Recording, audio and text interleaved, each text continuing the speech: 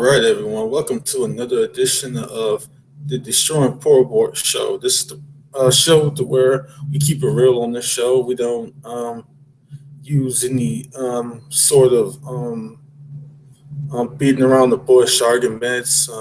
We get straight to the heart of the matter. We don't attempt to play with definitions. We don't attempt to um, try to confuse the issues here. We just keep it real on this show, and we destroy poor abort nonsense. We inform the with the right information. We tell the truth on this show, and yeah, that's what this show is about. Um, Yesterday, I had a podcast. Well, not a podcast, but a broadcast.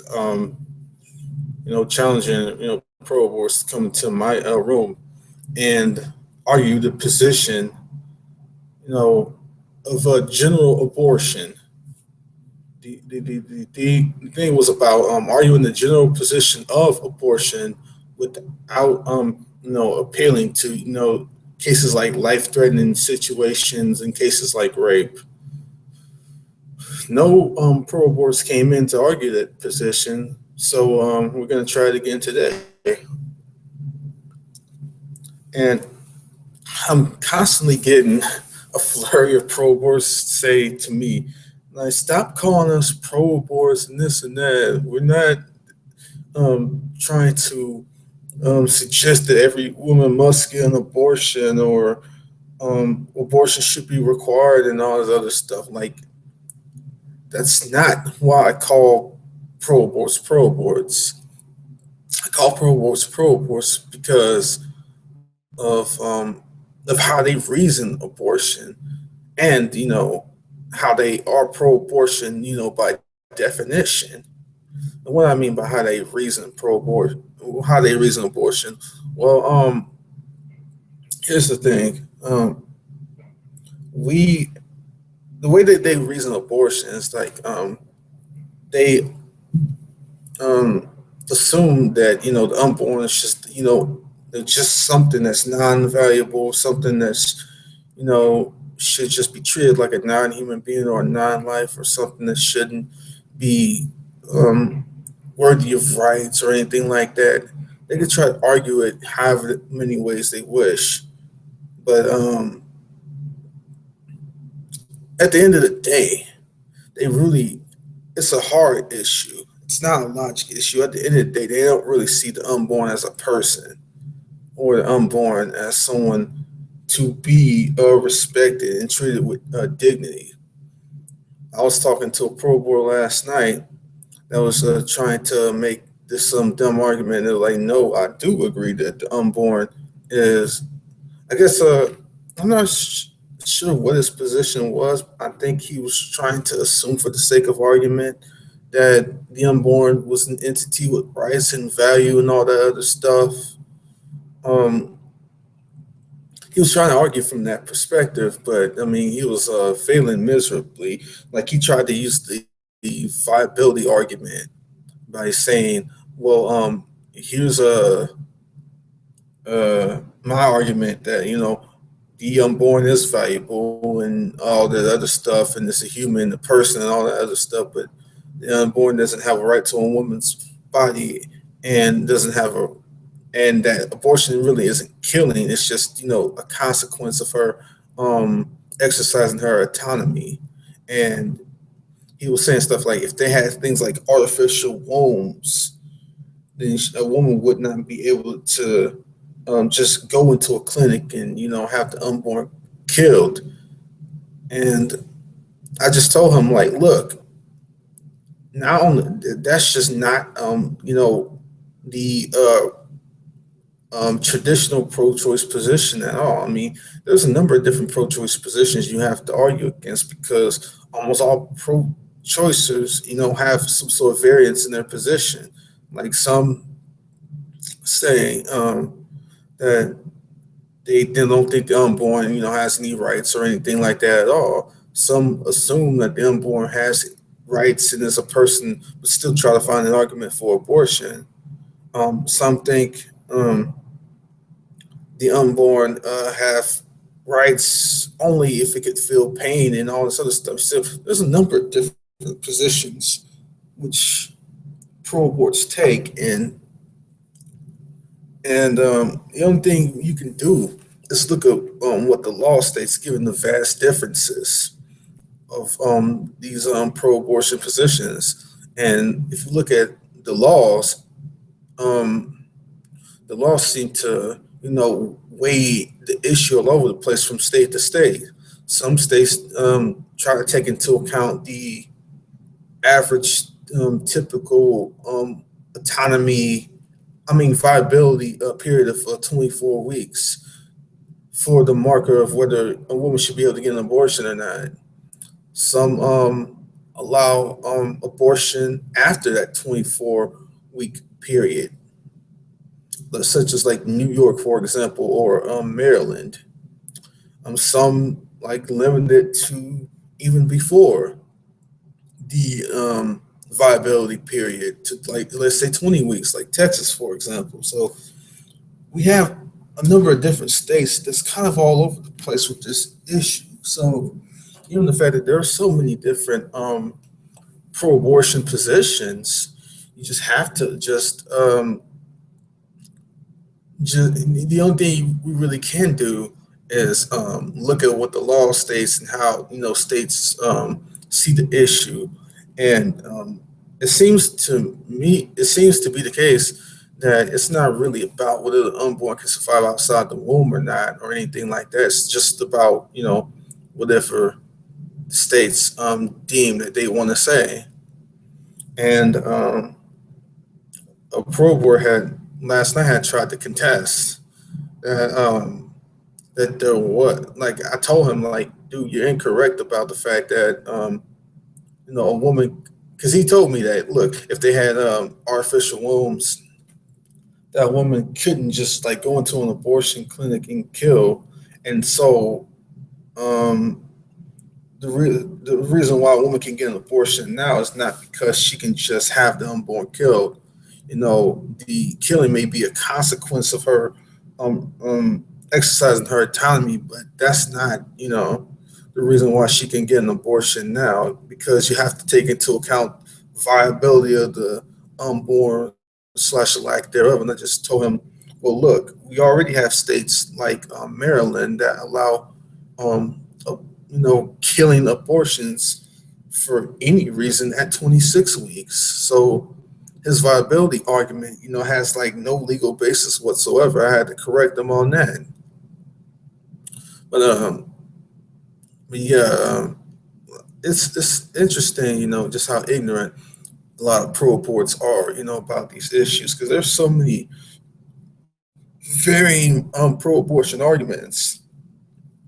You basically got to deal with these arguments from pro-abort to find out, what they're arguing, how they're arguing it. Again, like, some think abortion should, killing abortion should be allowed the entire pregnancy. Some believe that, it should have limits to a certain point in pregnancy. Some believe that, it's viable. It's viability that matters.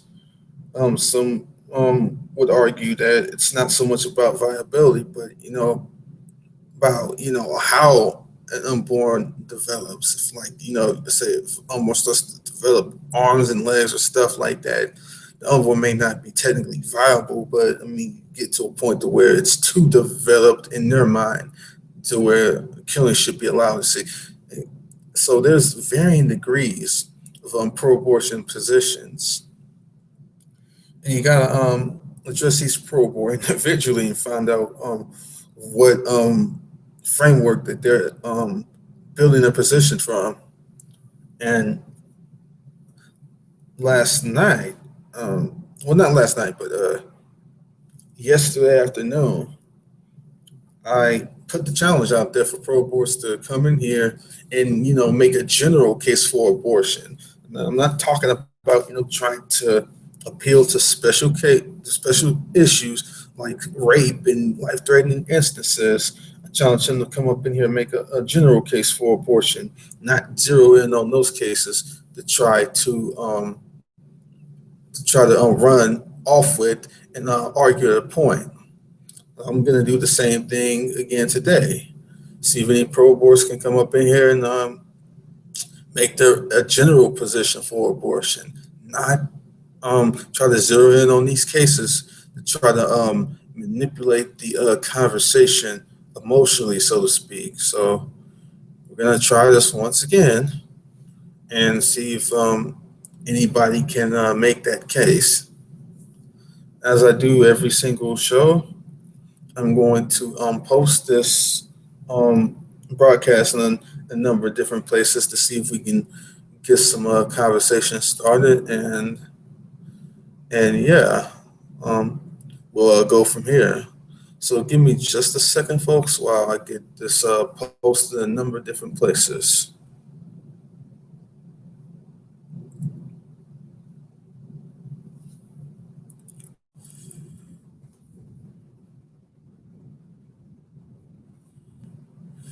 So let's see here.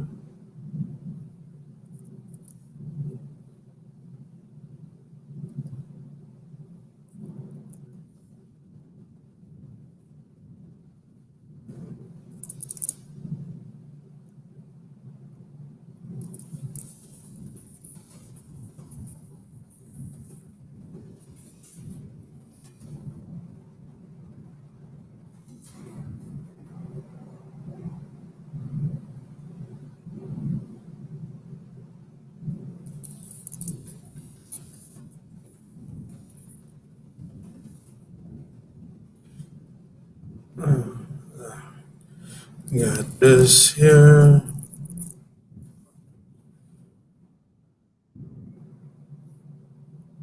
All right.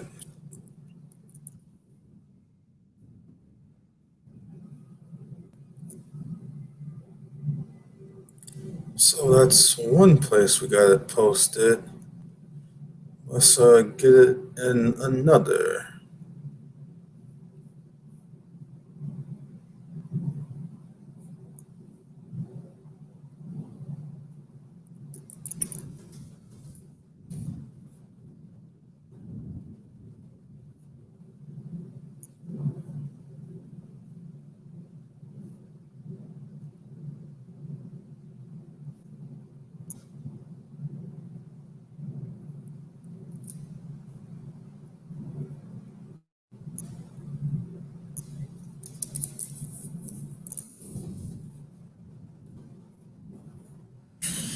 Okay, now that's done.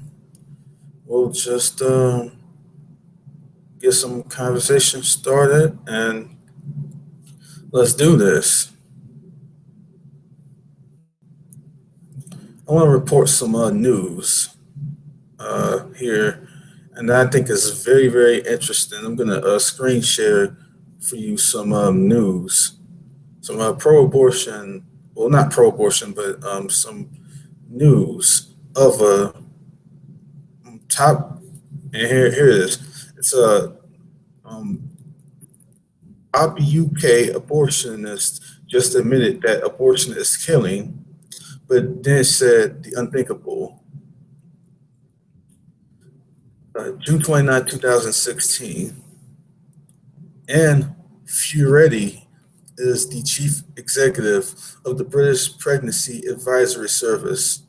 Despite the misleading name, it is the country's largest independent abortion chain. Unsurprisingly, she's a seriously radical pro-abortion extremist, promoting sex-selective abortion, fighting against abortion clinic inspections because she fears they'll scare away future abortionists, and supports abortion even though she agrees that abortion is taking a life.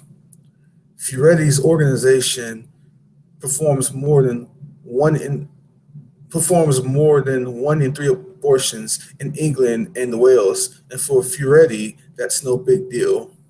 Furedi was featured in the Daily Mail, where she argued that women should be able to use abortion as birth control, saying, The clinical risks of early abortion are not significantly higher than those of contraception, so why should it matter morally or legally if a woman chooses to practice birth control through this method instead of another? She also compared abortion to marriage, saying that they were morally the same. Women make moral choices all the time, she said. An abortion may be a difficult choice that a woman would rather not make, but this is no different than many decisions we make, and many women are no less competent to make pregnancy choices than they are to make other life changing decisions, such as whether or not to marry or whether or not to divorce. But it was the fact that she shrugged off the fact that abortion kills a human being that was especially horrifying. Abortion may be an act of killing, but it kills a being that has no sense of life or death and no awareness of itself as distinct from others. Horrifying about that statement is that, according to Furetti, it's evidently acceptable to kill someone based on their awareness of the world around them. So presumably, she could agree that a severely mentally disabled adult without awareness of the world around them can be killed without there being a moral issue. What about infanticide? Newborn babies aren't aware of the world around them. They don't understand life or death. Is it okay to kill them too? The idea is despicable, but there are plenty of people who feel they should be allowed to dictate lives which are or aren't worth the living. It doesn't matter what each person's sense of life or death is. It doesn't matter if they don't have awareness of the world around them. What matters is that they're human beings with intrinsic worth and dignity. Preborn babies may lack awareness, but that's also, as Fioretti well knows, only a temporary state, as they will grow and develop if only given the time to do so. And meanwhile, they're still alive. They're human beings with beating hearts. Fioretti's own horrifically biased mindset doesn't give her the right to make a judgment on whether or not those human beings can be brutally killed. So you see, this is not a new thing that abortion is a killing. You got so much evidence out there that it's killing, and it's just beyond baffling that any pro would deny what abortion is. You're killing the unborn. Even those who would admit it, try to shrug it off, sort of nonchalantly, but you can't get around the fact you're killing a human being without due process. That's what's happening. You just can't escape that, whether you like it or not. But a lot of people say, well, the killing is just a consequence of her autonomy, or her trying to exercise autonomy. And I think that's just stupid. Um, well, if we could make an issue about autonomy, why does it have to just be limited to bodily autonomy? Why can't we make an issue about other source of autonomy, like property, for example, autonomy for your personal property, let's say of your house? Let's make the argument that you have autonomy over your the property of your home. So if you have a child in your home, all you're doing is exercising autonomy by saying, you know what, I don't want this a child in my home. I'm just going to leave this child. I'm just going to, take this child out of my home and leave this child in the middle of nowhere. The thing is, killing, ain't the goal, or killing ain't the priority, or ain't what's happening. But if the child dies as a result of being left in the middle of nowhere, that was just the consequence of um, me just securing my autonomy to my property. So again, you can use that same type of ridiculous reasoning there. You're just merely securing your autonomy. You can apply this logic to not just your body, but also your house. So it's absolutely ludicrous to use this autonomy argument, because even if you assume its truth and value, what it does is it actually proves too much. It not only argues that it basically argues that a parent, has no moral obligation to their child. There is no inherent parental obligation, morally or any such, to the well-being of their child. If you can just try to say, well, it's not me killing, it's just a consequence of exercising autonomy. Well, I can make the same argument and say just leaving a born child in the middle of nowhere, leaving one's own biological child in the middle of nowhere. It's just exercising autonomy over the property of their house, or with their other property that this entity didn't consent to. But but again, pro-aborts arbitrarily apply implied consent or implied obligations, you know, just out in the middle of nowhere. They think there's a sort of implied obligation for someone to take care of a born infant, but no implied obligation to the well-being of the unborn in the womb. And they just pull like these sorts of standards literally out the sky. They have like no foundation for them at all whatsoever.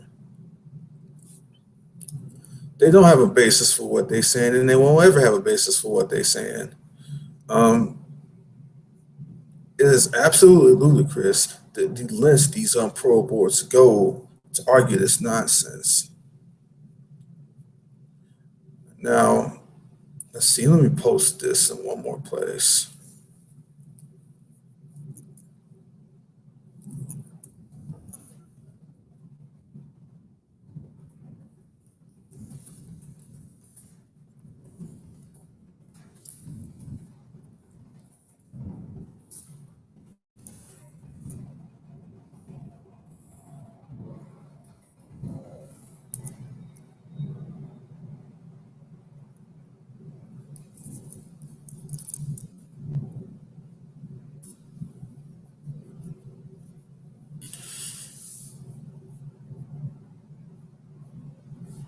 All right, I just posted this in yet another place. I'm telling you, my passion and fire to speak against this evil, which is abortion, is relentless. I don't give a crap about the feelings of pro-abortion saying that they don't really like the fact that I call them pro-aborts. So what? Get over it. You know what? I just want you to address my arguments. The reason why I call you pro-aborts is because the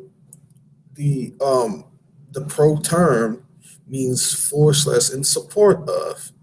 If you are in support of legalizing abortion or keeping abortion legal, then by definition you are pro-abortion. And not only that, you want to make an argument of bodily autonomy and a right to control a woman's body, but I can argue all day that that I don't really think pro-aborts really take that seriously. Again, like you could like here's the argument I gave yesterday. Like you can imagine that if someone wanted to truly, have control and autonomy over their body, they'd make sure that they do the most optimal things to make sure that's the case. Like for example, if someone wanted to lose weight, the most optimal way to ensure that they have control over their body would be to eat healthy foods, to cut out junk food and things like this. Maybe they have to refrain from eating junk food and eat better and make better choices. In the same way, if they want to show like meaningful control, legitimate control over their bodies, maybe they should be like, well, you know what? If I'm not ready for a child around this particular time, then I will be abstinent. I will be celibate. I just won't have sex around this particular time. I understand, how contraception works. I'm aware of the risk and whatnot, but the only 100% way to prevent this around the time I'm not ready to have a child is to refrain from a sexual activity. Point blank. That would show that you have the most control over your body. The fact that you don't let the sort of urge to have sex control you. You don't let the urge to have sex control you. You are in control of the urges. That to me is real bodily autonomy, real control. And most pro-aborts don't see it that way. They think real control is just, you just doing stuff anyway, even if that means you engage in the risk of doing something which you completely are in control of avoiding 100%. The only way to have sex without the possibility of pregnancy happening is if something like you would, like, let's say, a total hysterectomy. Like, that would be the only way to, like, avoid sex. I mean, not avoid sex, but avoid pregnancy if you have sex. That's the only way. And but a lot of pro boards don't see it that way. A lot of pro boards don't want to, advocate for people getting stuff like total hysterectomies and things like that, because they'd be like, well, they might want to have children later on, and I just hear all these stupid freaking arguments on this stuff. They always want to try to have it both ways. They always got to have that open door sort of out to kill their own offspring. And they want to say that they're not pro-abortion. If you allow any sort of door opening to take out your own offspring, then no, you're not. Um, you aren't, you know, pro-choice as you claim you are. As far as all I can say is that if you have the door open for any potential to say, look, I want this door to be open to kill my own offspring in case something doesn't go the way I want it to, I'm gonna call you pro-abortion. Point blank. You don't have to like it. I don't care if you like it. People would not allow any potential to kill their own offspring. They would not allow the door to be open in any such instance if they were as pro-choice as they claim. I think legit choice is factoring in your child too, not just you.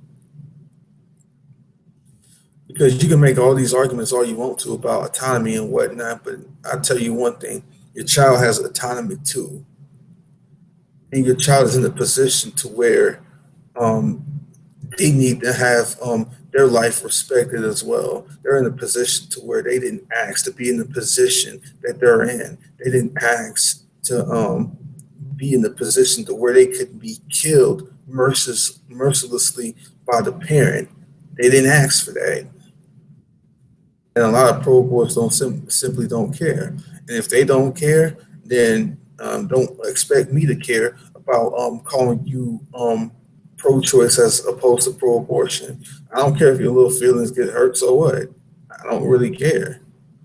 You can you can argue that you're not pro-abortion till you blue in the face, but at the end of the day, if you still have that door open to kill your own offspring, that's what all there. That's all that makes me think that you're pro-abortion.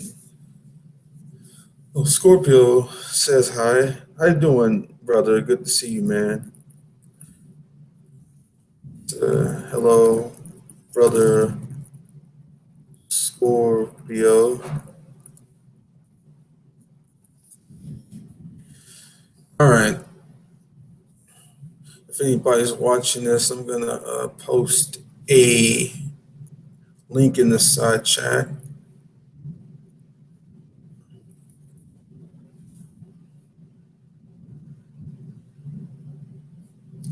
But like my passion to end this evil is relentless. I want y'all to understand that. I seriously want y'all to understand that. Because at some point somebody's got to be like, "Oh, enough's enough," and I think a lot of people are already saying that already. But I'm just taking my step into the fold to where I'm sick of just watching the world go by and people make these like nonsensical arguments. These people need to be met head on for the sick insanity that they argue. And I don't care if they like it; they're gonna have to kill me to shut me up. So, yeah, my passion and fire to end this sick nonsense is just unrelenting. So let's see. There's some.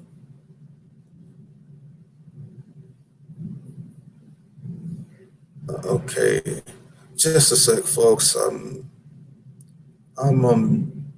dealing with something real quick.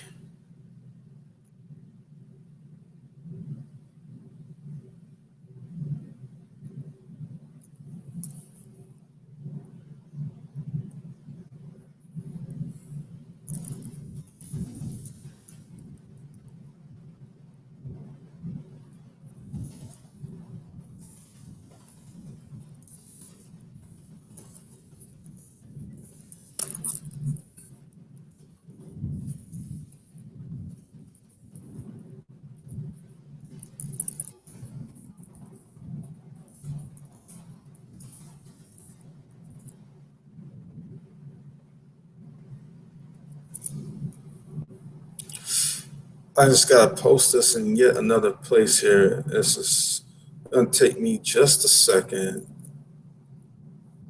Hmm. Hmm.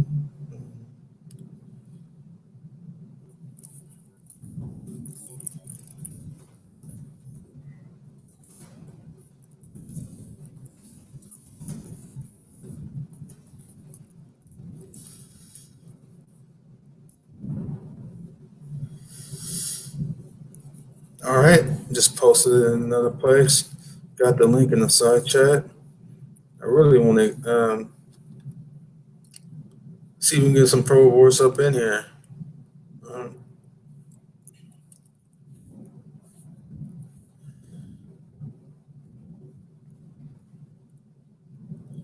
Um, my passion, in this subject is unrelenting, and I know there may be Pro-Aborts who feel the same on their side.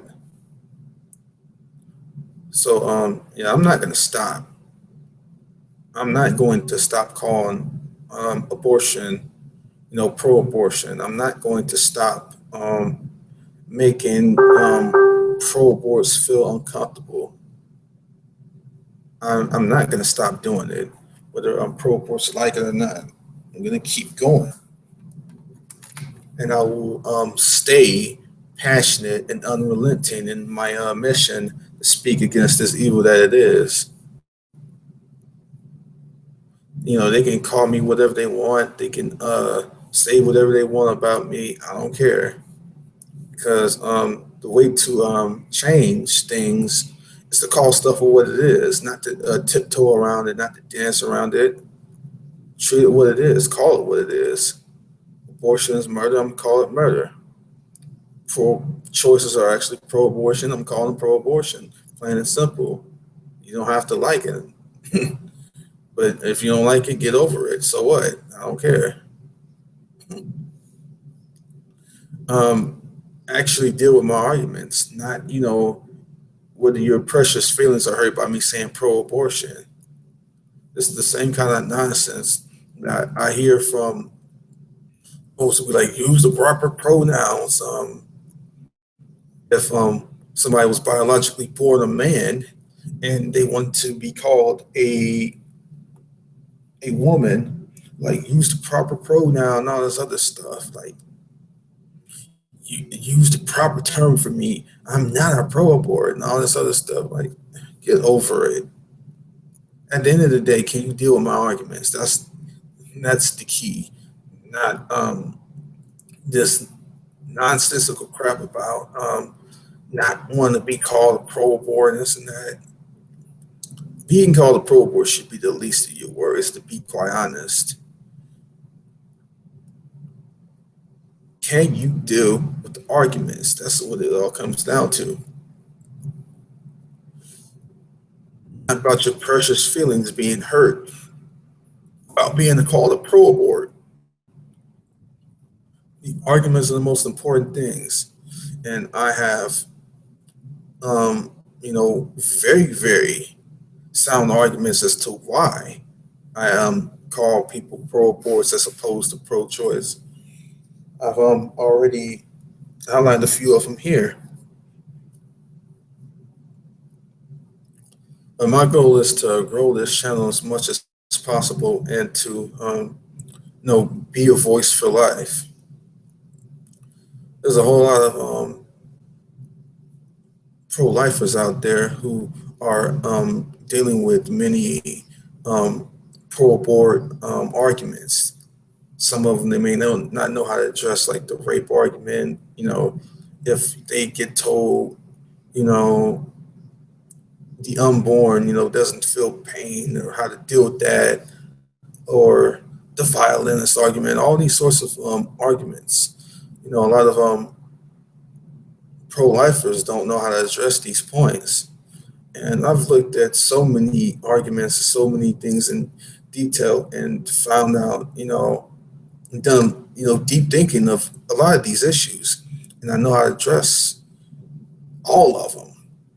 Every last single pro-abortion argument I've ever heard, I know how to deal with it. Because if you analyze each argument very closely that a pro-abort gives, you can see just the inherent either fallacy in it, or the inherent sick sort of reasoning therein, which lies therein it.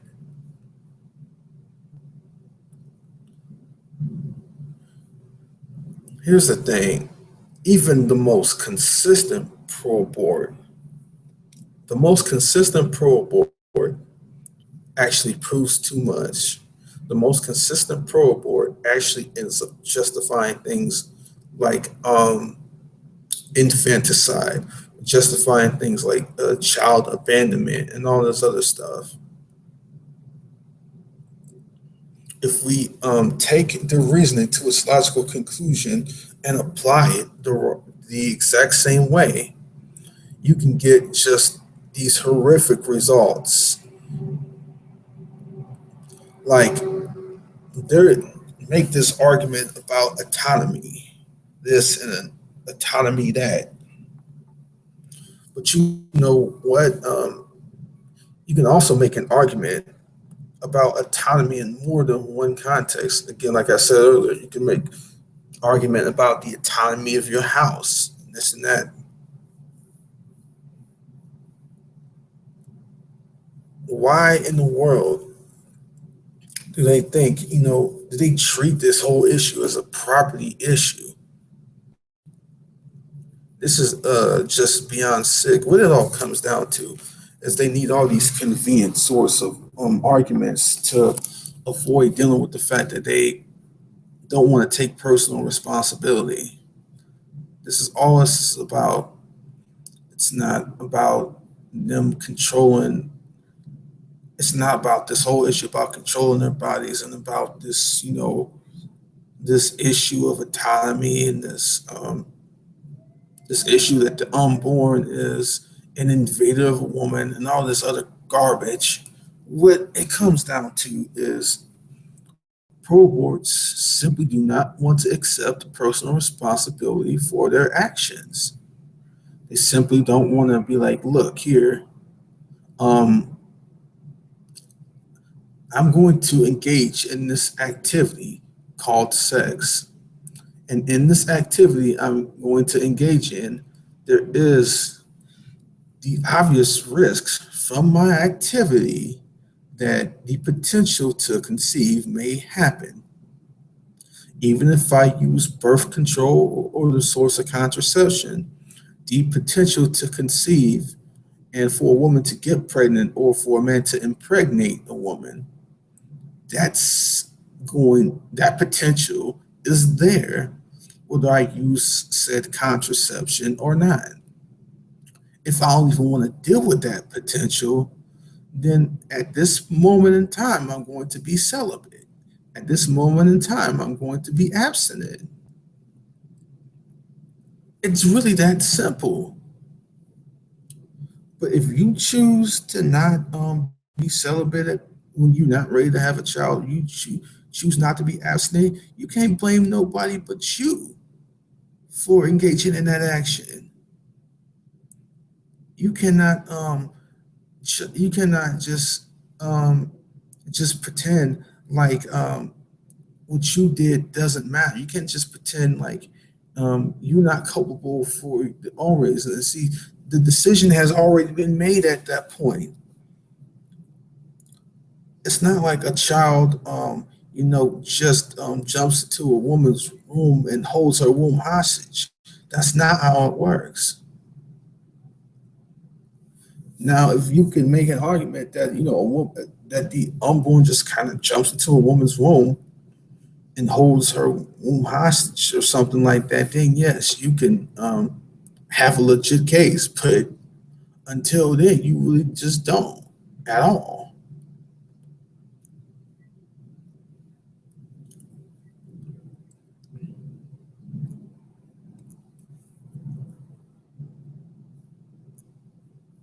So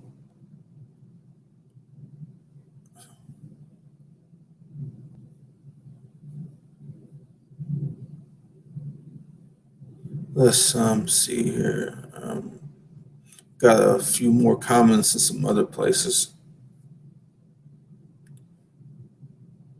but I don't. I'm not sad about the title of this show. I'm not. It don't make me lose sleep at night or anything like that.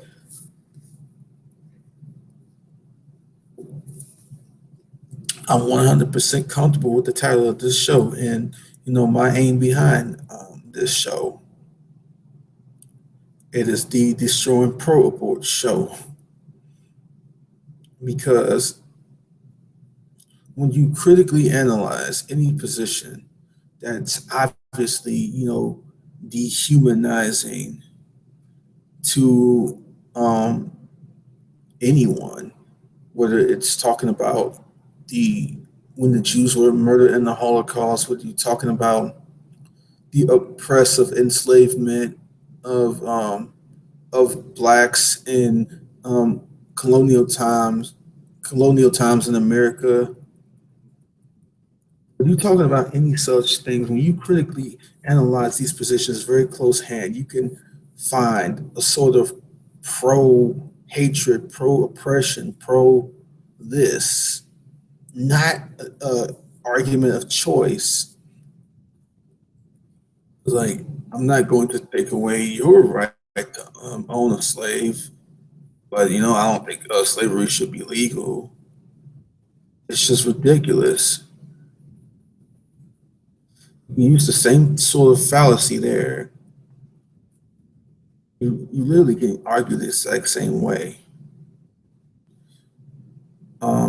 Let's see here.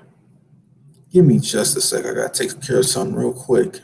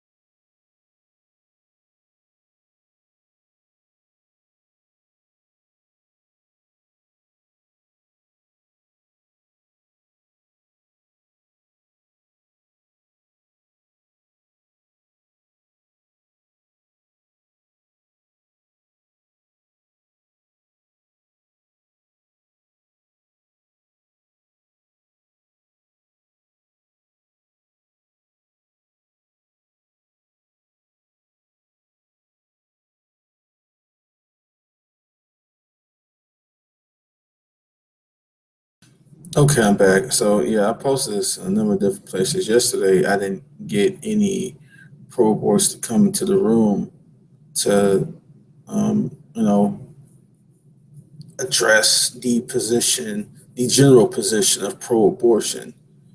That um, without using arguments like life-threatening cases or rape or things like this, without appealing to such cases, can you make a general argument of abortion?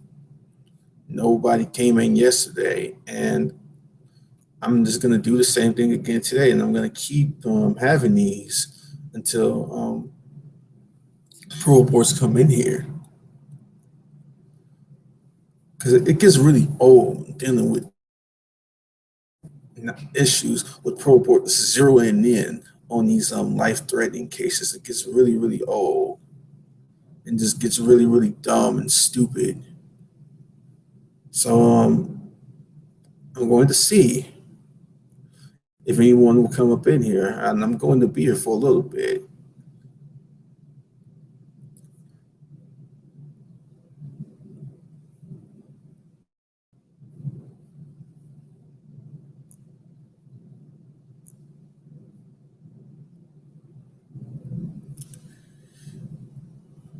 But when I think about the vicious slaughter of unborn children in the womb, I don't really care about the feelings of pro aborts. I don't really care about them being mad that they're being called something. You want to sit up here and argue and justify this brutal killing, this brutal evil, and you mad by being called a pro abort? That's literally the sort of reasoning I'm getting is, well, I'm going to pretend and argue to justify killing and murdering innocent children, but it's okay for me to get offended by being called a pro abort. That's just stupid. I don't care about your personal feelings, about your getting offended just over just stuff like being called a pro abort when you are literally defending the merciless killing of children in the womb. You are literally trying to protect it and advocate for it. And the main thing you're concerned about is your feelings being hurt or being called something you don't want to be called.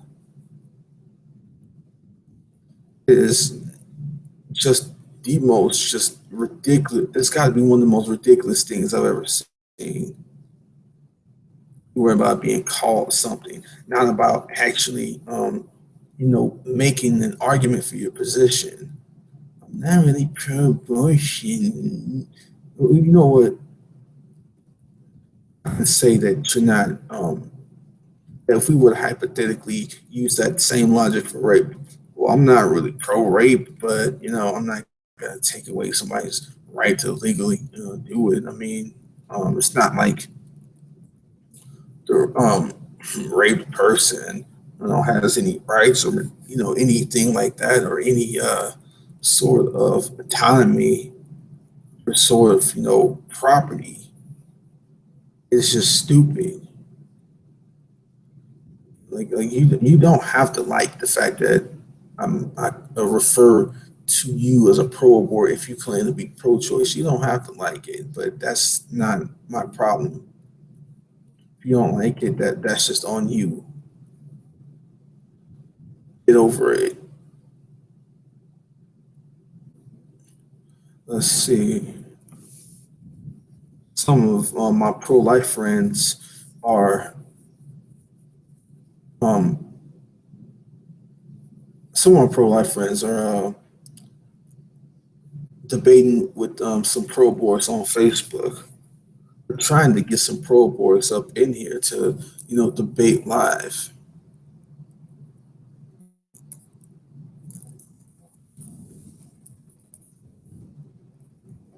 Give me just a second. I gotta take care of something else real quick.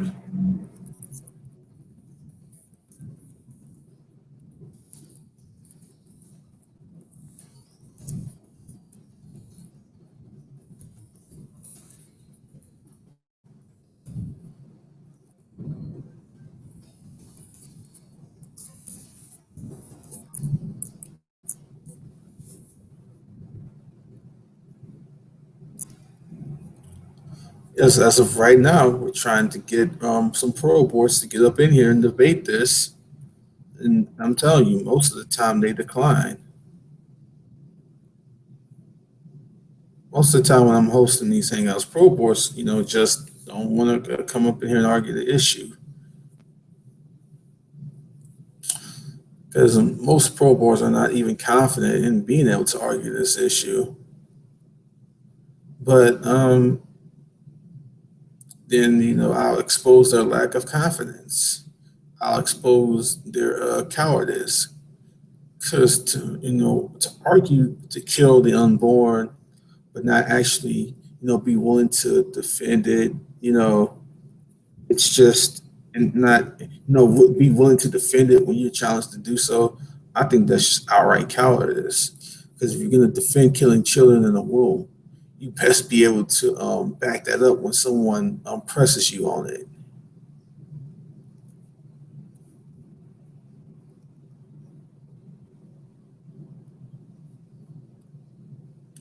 And most of these pro boards just simply do not have the just the guts or the cojones to defend their murderous position. They really do not.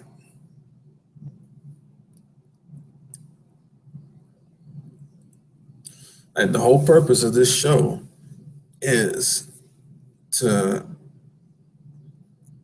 uh, sort of put my foot into the fold to start to do my part in a cultural paradigm shift of how abortion is looked at, of how abortion is argued, how this issue is addressed. Because although I believe us pro-lifers have come a long way in the past 40 plus years since the legalization of abortion on demand, in light of Roe v. Wade over 40 years ago here in the States, we still have much more work to do. And I think there's certain things we can do better to get the word out. I think we can approach this a different way to really, really address the real issue.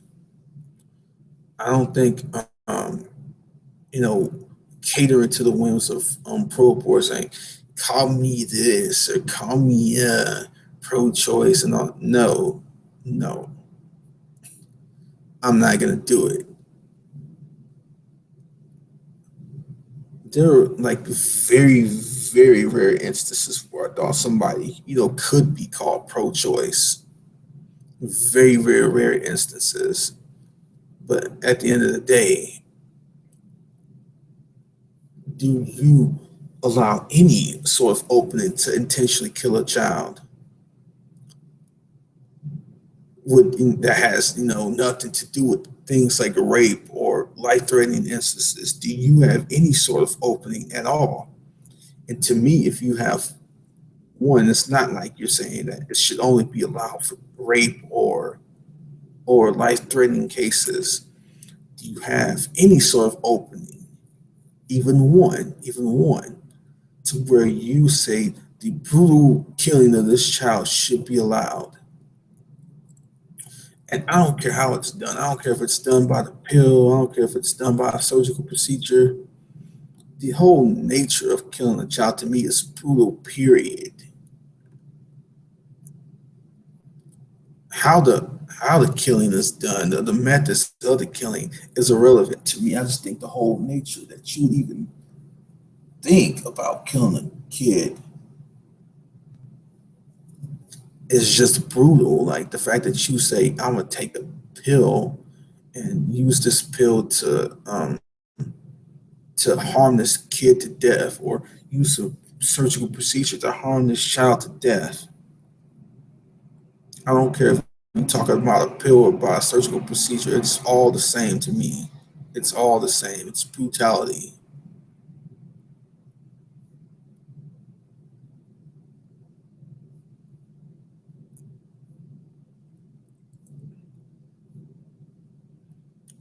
But real change isn't going to happen until we call things what they are. We call a spade a spade. We call evil evil. We call abortion abortion. We call pro-aborts pro-aborts. Plain and simple.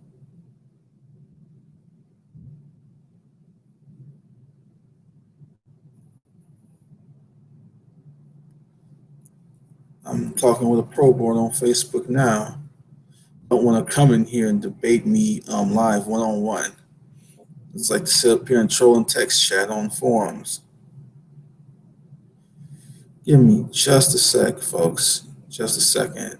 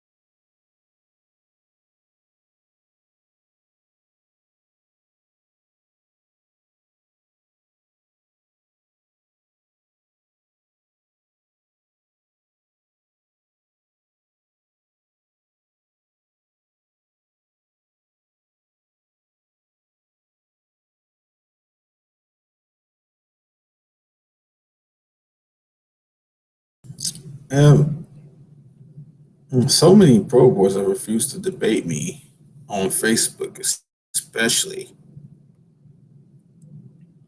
And I take great pride in that. That a lot of pro boards don't want to debate me because that reveals to me that they don't have what it takes to back up their murderous position. And I'm gonna just tell this pro board right here on Facebook, you don't have what it takes to back up your murderous position. Point blank.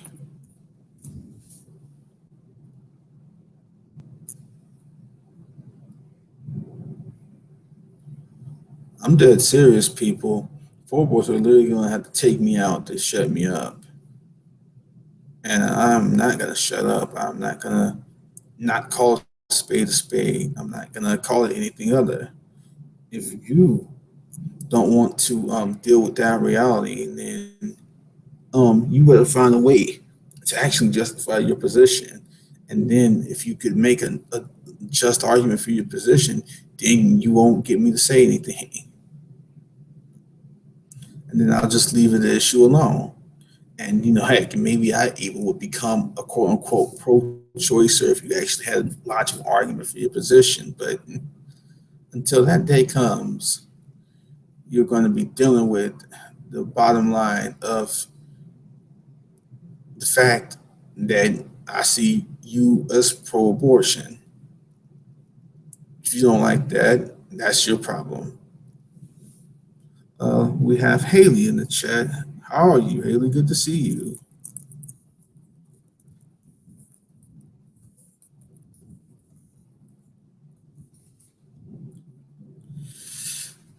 Let's see if we can get Haley in here if she's willing to come.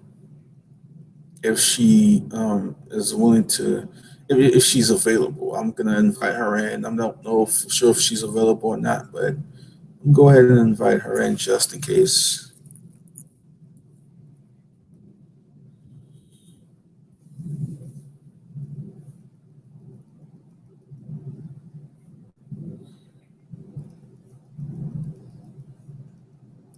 Yeah, right now I'm engaged in an exchange with some pro-aborts on Facebook to see if they'll come in here right now live while I'm hosting the hangout.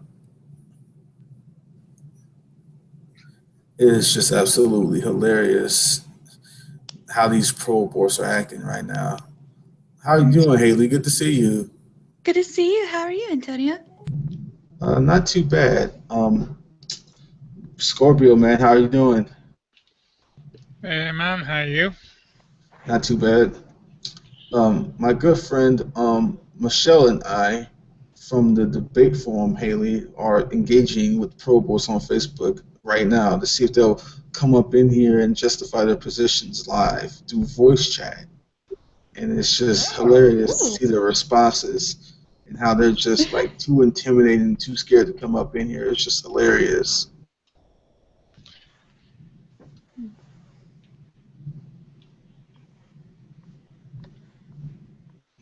Well, you know, I actually thought of you when I came across a couple of videos there the other day. I sent you a link to one of the latest ones by Undoomed, and the Oh two yeah, of I saw the that. girls. Yeah, it was the section that they were talking about abortion and about how, well, it's just a group of cells, and you know that was their justification for, you know, it's not really a baby, it's just a group of cells. And then I came across a bunch of videos, abolitionists groups, abolish human abortion. Hmm. Yeah, And I know about that group. they, Yeah. they, they came up with a couple of really interesting counters to some of the arguments that had been brought forth. So I was I was surprised at how easily the arguments were countered. Um, Yeah, that's the thing. It's not even difficult to deal with these arguments. Um, there is no sort of way you can justify murder. There really isn't. Let's see what this video here you got. Let's see if I can. Oh yeah, I got to screen share this. I'm definitely gonna screen share this right now. I haven't even seen this, but this should be very interesting. Alrighty.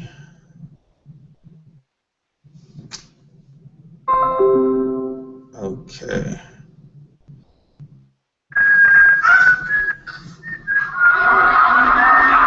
I'm talking to him about what do you think? Been in it for like 10 minutes. I cannot. No, you can't get pregnant.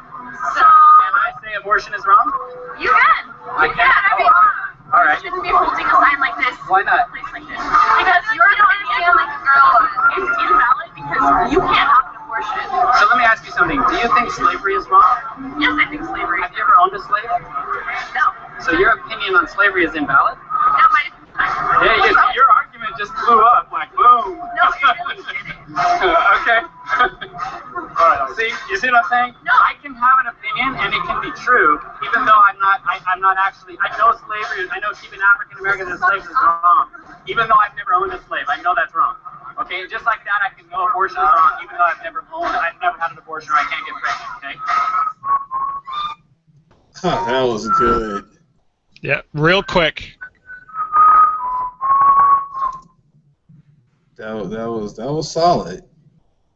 Just as soon as it was, you know, oh well, you know, your position is invalid because you're a man, and you know you don't really have to deal with this. It's a woman's choice, and Yeah, exactly. Unfortunately, when it comes right down to it, there's not much the guy has as a say in anything to do with children nowadays. So I really love when they bring that up, but even if we assume that that's true, I just tell them that there's more than enough amazing women who will speak on behalf of me. And like when I see amazing upcoming ladies like Haley, for example, right here, there's more than enough ladies like her that will speak up for me if they want to use that stupid point anyway. So I don't really care whether they try to use that sexist argument or not, because there's lots of women who are against their evil. Hmm. yes, I applaud Haley's opinion and position. Thanks. Yeah, as a pro-life woman, I will always fight for a man's right to fight for his child, you know? Yep. Yeah, it's just a nonsensical, just sexist argument. They're just trying to just destroy conversation before it can even get started because they know they're not making any sense. But what they're trying to do is be like, well, if a woman speaks against abortion, then it must be like internalized misogyny. The typical social injustice warrior talking point. Yeah, it's like they project their sexism onto us. Yeah, exactly. Yeah, that's literally what it is, just projection of sexism, bigotry. It's sort of anti-free speech in a way, to try to say somebody shouldn't even be able to speak on an issue. But he's absolutely right. I mean, you don't have to have owned a slave or been involved in slavery in any sort of capacity to know that's wrong. And here's the thing: if they can actually prove that abortion is like something that's should be morally permissible or whatever, then they might actually have an argument. But until that point, I think stuff like comparing it to slavery, rape, and all this other stuff are absolutely legitimate comparisons to make. And they'd be like, well, if you don't like abortion, don't have one. Well, you know what? I say if you don't like pregnancy, don't get pregnant. And it's really that simple. Don't like pregnancy, don't get pregnant. You can't sit up here, get upset about people calling you out on your nonsense when you have full control to avoid getting pregnant. If they want to make this argument about abortion being a woman's right to her body and control over it and whatnot, then show legitimate control. I mean, if I wanted to lose weight, for example, and I was eating like really, really bad food or making really bad choices and whatnot, that would be my fault. But in order to lose weight, I would have to, make better food choices, or I may have to refrain from eating a lot of junk food. There's a whole lot of restraint that's involved in, losing weight. I have to refrain from eating, bad foods and drop those out. And if you could do such a thing, that shows that you have legitimate control, and that shows that you have real control over your body. That you would, refrain to eat certain foods that are not, conducive to you losing weight. And in the same way, if you want to show like real control, legit control over your body, then you can just acknowledge the fact that okay, if I don't want to deal with the potential that I may conceive at a time I'm not ready to, then show restraint and don't have sex around that particular time. It's just that simple. What better way to show that you have real control over your body, real optimal control, than to say, you know what, I'm not going to let my urges, rule me, that I'm in control of my urges. That's real control right there. That's real autonomy right there.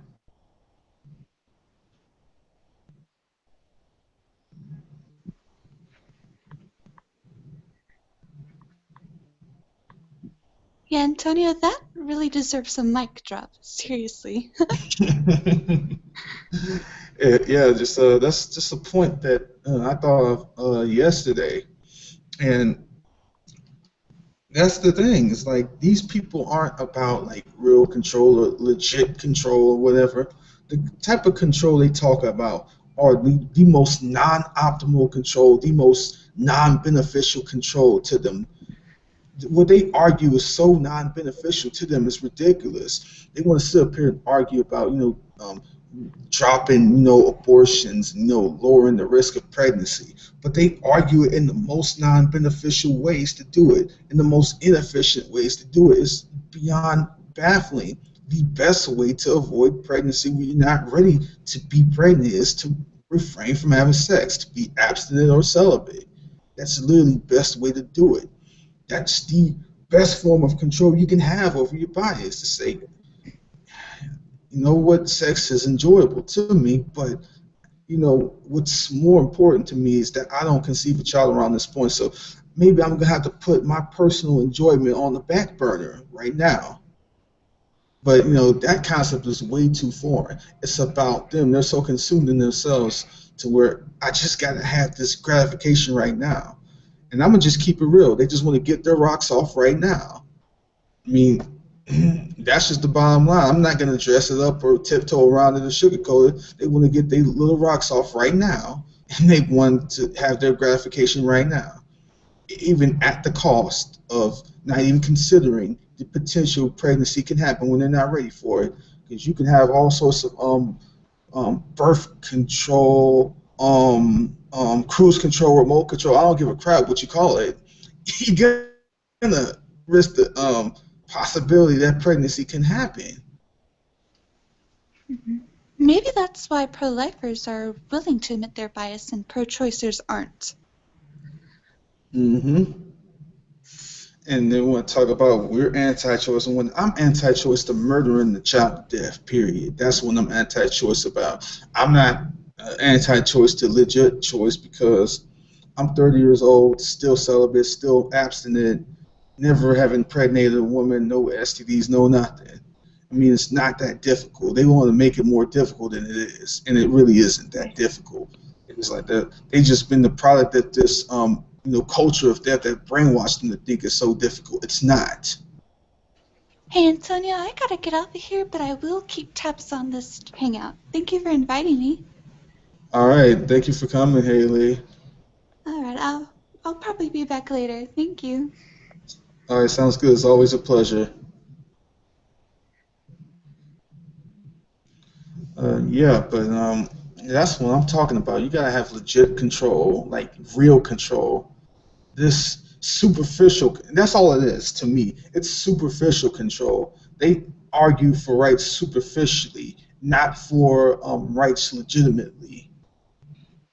They argue for superficial autonomy, not actual autonomy, because to me that actual autonomy is knowing that you can have this risk that something can happen, like bringing a child in when you're never not ready to, because they'll probably try to compare it to something like driving a car. Are you saying, well, I shouldn't avoid? Are you saying that I shouldn't drive a car? And then they'll try to apply it to like avoiding accidents or some stupid comparison like that. But I mean, are you going to compare driving a car with bringing another child into the picture? Like, that's not the same kind of thing. You're talking about bringing offspring into the picture. You're talking about bringing another human being into the picture, not about driving a dang car. If you're going to argue that those are the same kind of choices, then that's just stupid.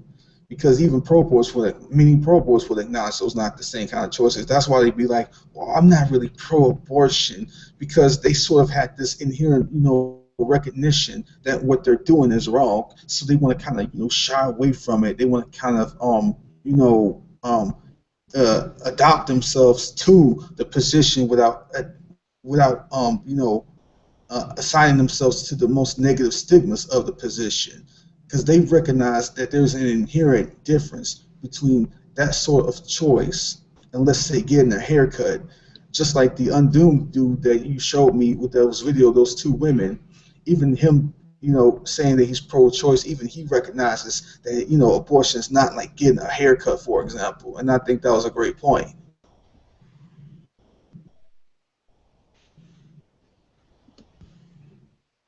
And the way those two women in that video treated the issue was just sickening to me. Absolutely sickening.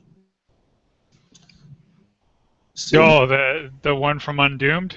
yeah, Yeah, that's the reason I sent it. It's just their whole attitude. I just thought, yeah, that's exactly the type of thing that's unfortunately way too commonplace now. You know, the other link that I just sent you, there's like I said, one male student, he's talking, he says, well, the way we're presented it in school is, to make it easier on yourself to make this decision, just think of it as a group of cells. exactly.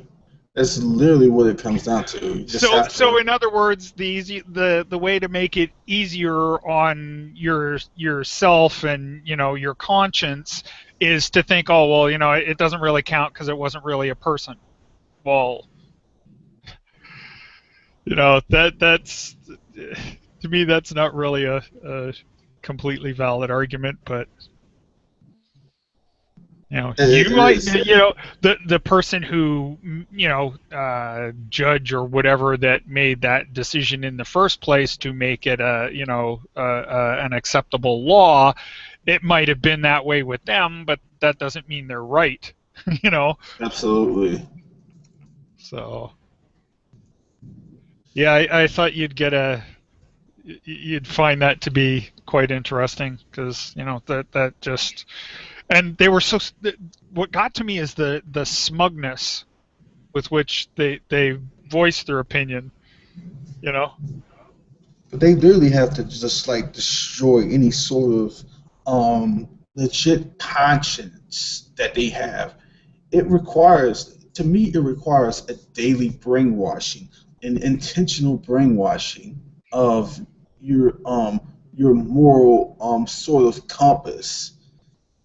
I mean, and I think you have to get to a point where you intentionally do it to the point where you do it so much it's not just a conscious killing of your conscience, but it's subconscious as well. It gets to a point where it's even subconscious. Like you do it without even thinking about it. It requires an intentional daily brainwashing, and it's just absolutely disgusting. Man, I'm about to screen share this other video you sent here.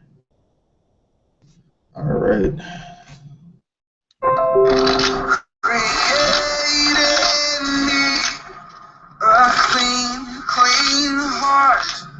Created me a work of art. Created me a miracle. Something real and something beautiful. Do you like one? No? Created me a clean Would you like one of these, ma'am? heart. Would you like one of these, ma'am? This is what we're handing to the students. There you go. Created me a miracle. Something real, something beautiful. Can you tell which one of these babies was conceived and raised? That's an interesting point. Huh?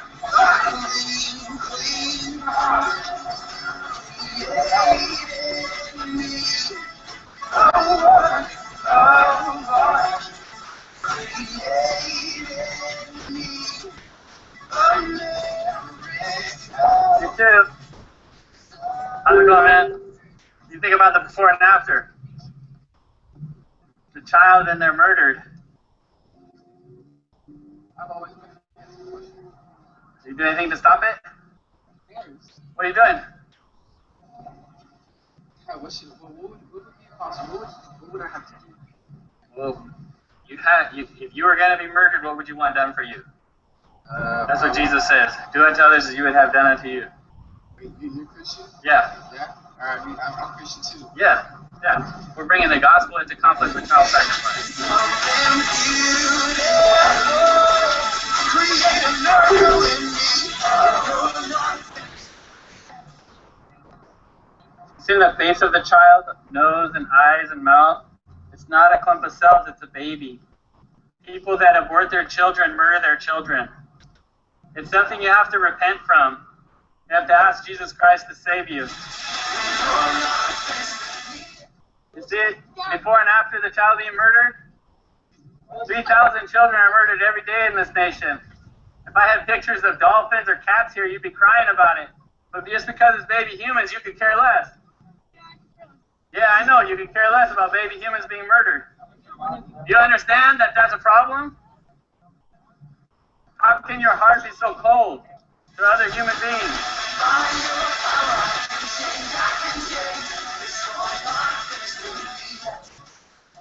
Hey, somebody threw stuff at us. And hey! There you go. Yeah. I would abolish abortion. Can I ask you a question? Why don't you? We were just talking about why. Do you know where you've been? Maybe you haven't been in school. Do they teach? So I think that in school, they try to make it out like, a whole bunch of cells really isn't, a person yet, and, biologically, it's not a person, and, it doesn't have, its own rights or anything. So they don't make it black and white. They try to make it, a little bit gray. Oh, they make it black and white, all right. They just make it black and white whenever it suits them. Because, Exactly. yeah, Exactly. For example, in a number of different places where abortion is legal, they would say that it should be inalienable to disallow. It should not be infringed upon to disallow a woman a right to get an abortion. Let's say 2 or 3 weeks of pregnancy. At the very earliest points, that cannot be taken away for any reason whatsoever. That's a black and white standard that they'll implement and that they'll apply. But, they'll pick and choose arbitrarily when to apply black and white standards and when to not apply them. So, yeah, so they say it's not black and white. That's just a bunch of garbage. And I think that it's also a legal issue for them. I mean, I don't think they can actually say whether it's not or it is because I guess in school they can't. Yeah. So they're not allowed to say what science says? Basically. Science says it's a life at conception. Yep. It's not. I mean, the Bible backs that up, but science confirms it Right. as well. Yeah. Yeah. I just think that, especially with a lot of Hold on a second. All right. Especially with a lot of teenage girls here, they're trying to make it out like if you make a mistake that it's okay, kill the child inside you and everything will be okay.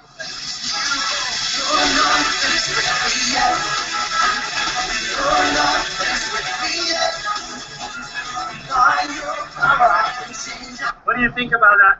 Murdering children? It's not good. Are you going to do something to stop it? No. Why not? Oh, to stop it? Yeah, to help stop it. Well, what can I do? Well, look what we're doing.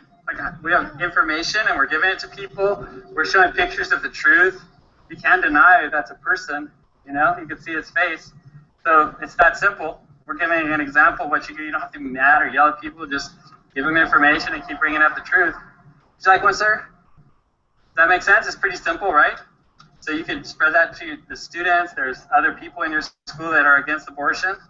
You guys could start a group and start working to help end it. Yeah. Yep.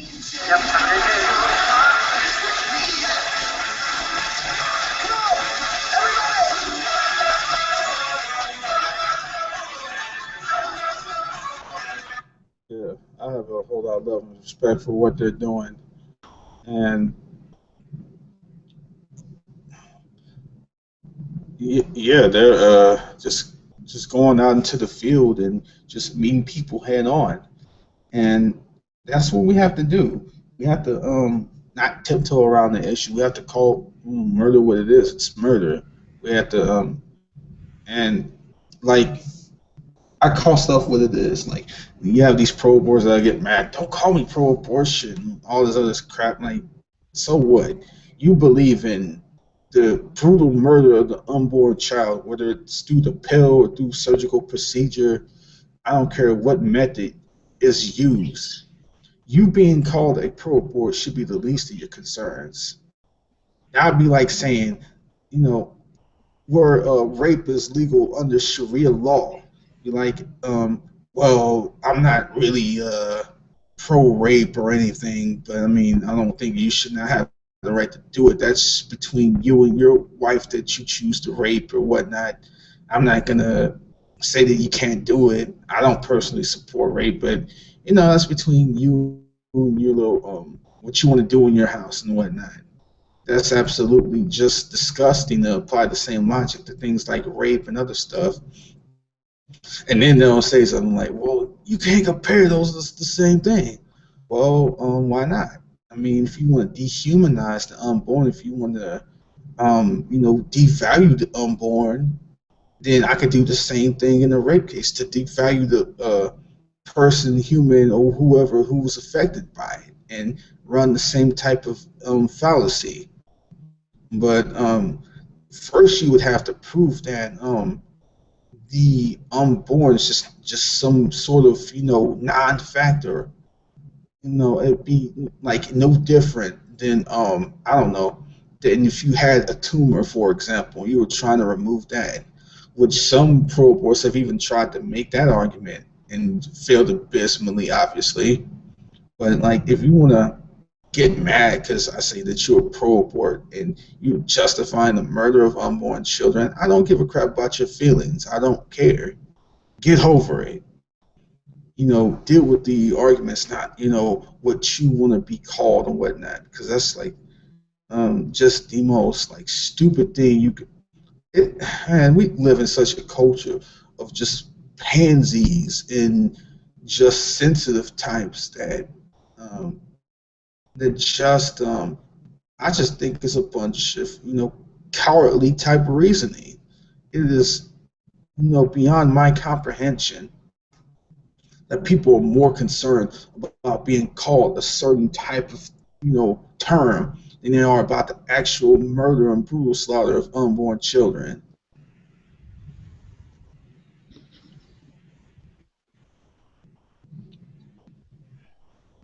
Yeah, there was one line in that video clip where he was asking them, can you see which of these children was conceived in rape? Yeah, that was great. That's a really, well, okay, you can't tell any difference from the kid's point of view. It's not the kid's fault.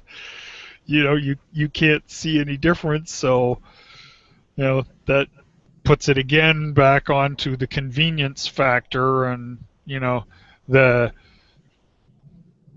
um, I guess if you want to call it the ick factor of the um, I don't want to make it sound like I'm so against the woman in the situation, but the No honest person is against a woman. All right. I know, but I mean, when you bring up that kind of a point more than once, it's well, see, you're concentrating on, well, it's only because that they're both dealing with that particular argument, right? So Yeah. but there's that one that you did a video on there a little while ago where the 14-year-old, she was raped. She wanted to keep the baby, and she's prevented from doing so because it's the default position for the state. Huh? Yep. And I didn't see any pro-aborts complaining about that. So. Well, I mean, I think to the credit of some here in the G plus community, there was like a few that said something about it and said that it was wrong. So I'll Oh yeah. retract that statement. But for the most part, the general pro quote unquote pro-choice community, they weren't concerned about it. You didn't see them going to Twitter and Facebook and social media and protesting this whole issue. You didn't see them. You didn't see Planned Parenthood blowing a gasket about it or anything like that. Um, yeah, yeah, about this woman's, this young girl's choice to keep her child, but no, the state, got in the way for no good reason, without any evidence whatsoever, took her child away from her because And what's funny is the argument usually comes down to, well, she doesn't know, enough about life to understand the full ramifications of the decision of keeping the child. Okay, but you're telling me she's got enough on the ball to be able to make the decision for ending a human life. exactly. They So, only arbitrarily apply that logic to ending one, not choosing to have a child. But you'll have and again, to the credit of these pro-aborts, you have some that are actually consistent and be like, you know what, she chose to have her child, and she should be able to you know be a parent to that child, and it's her especially when she has the decision. full support of her legal guardians. And she did, her grandparents. That's right. Exactly. They even took her from her grandparents' house, which is even more sick to me. Oh, because of course the grandparents weren't towing the supported line, right? They were making the girl think non-conformist to the state, which is, basically, oh well, you should let us decide whether or not you should keep your child, because it is actually, after all, the production of half of your DNA. So, I mean, Yep. so But yeah, yeah, they special plead to abortion all the time because most of them truly believe that abortion is the best choice that can be made. Not that it's merely a choice to be made, but most of them truly believe that it's the best choice to be made because, I mean, you gotta look at a lot of arguments that they make, like the child may have a tough life, and the parent may not be ready financially to raise that child, or the child may not be loved, and all this other stupid garbage that they want well, to use to justify their killing positions. They truly believe, most of them, that abortion is the best choice, not that it's merely a choice a woman makes. when I hear that, I always like to think, okay, well, I don't know about you, but I didn't receive any certificate saying my life was going to be easy, or that my choices were going to be unconsequential. If you've gotten some kind of guarantee where you think that this is what it should be, or that this is the way life is, please, I'd like to see your portion of the contract, like, because I sure as hell didn't get one. Exactly. Like life is supposed to be, necessarily something about being surrounded by like a picket fence and like a suburban like neighborhood, to where you have both of your biological parents and a dog named Lassie or something like that. Like, come on. Like, Yeah. I'm not advocating for just a terrible life or nothing like that, but I mean, come on. Um, there's a lot of people who may not have a lot of money, or may not have been born to the best sorts of circumstances, who absolutely love their lives. You got parents that don't have a lot of money at all, or struggling, day to day, but they love their kids. It ain't about having all this like money and whatnot, and you got kids that were born into unfortunate situations of fosterhood, of foster childhood, but You have those who would like, what? I was a foster child, but I would not, have wanted to just be killed. I'm glad, I had, I went through this experience because you have those who have went through the ordeal of fosterhood. Some kids, have had great foster parents, others didn't have so good foster parents. But you know what? I know several people who didn't have great foster parents, and they're like, you know what? We want to do something to fix the broken foster system, to not have that same sort of experience happen to other people. So basically, they used their ordeal to try to help the generation behind them. So you can have so many sorts of situations that may have not started out as so good situations to be used for the greater good. But the pro-abort would just be lazy and be like, you know what, let's just take them out right now and just not let them make any decisions for themselves. We're just going to take them out right now, and it's just disgusting. Same same thing with the severe health issues. I mean, there's a number of ones where okay, there are some that say well, why did you bring me into this life when I was going to have such a horrid life? And then there's others that have just as bad, if not worse, issues, and they love their life. I sent you that one link about that story about the one who's I forget what the particular health issue was, but as he was saying, he goes, I'm trapped in the body of a drunk toddler. It doesn't obey what my mind wants it to do, but I love my life, and I'm so glad that I was able to live this life with despite all of its hard comings, right? Exactly. So Yes. Yeah. That's right. And so many amazing stories like this, and it's well worth it. I mean, life is worth the struggle and the pain and the heartache that could happen from it. It's all worth it. It really is.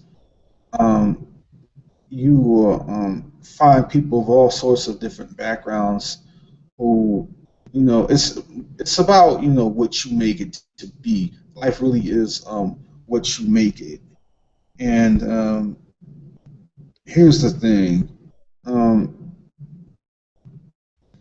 if these pro-aborts really cared about, dealing with the issues that, children may have hard lives, or, that they don't like the broken foster system and things like this, then why don't they address ways to fix the system?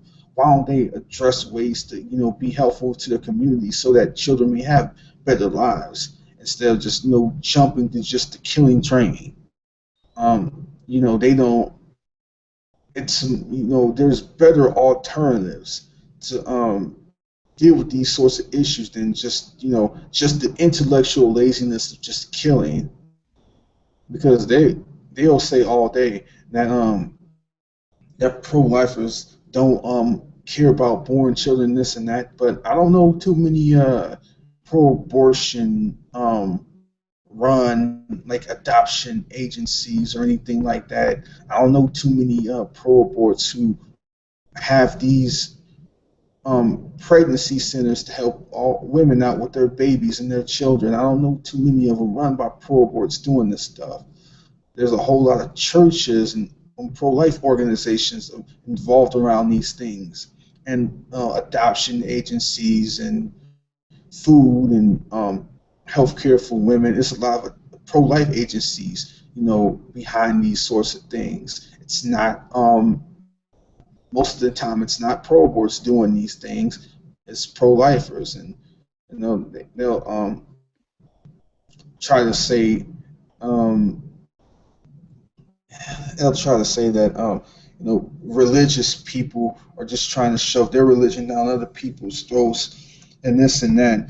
But when there's a whole lot of good being done by religious folks, they want to flat out ignore that and still argue the like sick murderous position. Yeah, you can argue all day that there's some people who may uh, um, claim to be religious who may try to shove their beliefs down other people's throats, but you completely overlook the many people who would claim to be religious that do a lot of good in the world too, like with helping women, with their born children and being there for them if they need money or food or assistance, and they're with them every step of the way when they need the helping hand that they're looking for. They don't want to acknowledge all that. They're just too busy arguing that they're sick, twisted talking points, and they're so blinded by it that they can't see past their own nose. They can't see past their own little cloak that they built for themselves. None of these issues about stuff like you don't care about born children or this stuff about the children having good lives and all this. None of these issues are the real reason why they get behind abortion. All these sorts of arguments are nothing but pathetic smoke screens. That's all they are. They're just pitiful distractions to keep people off the main issue. And the main issue is this: is should abortion be morally permissible? Something should something like this be legal? So should we permit this in our society? And they'll endlessly and relentlessly try to distract from that core issue.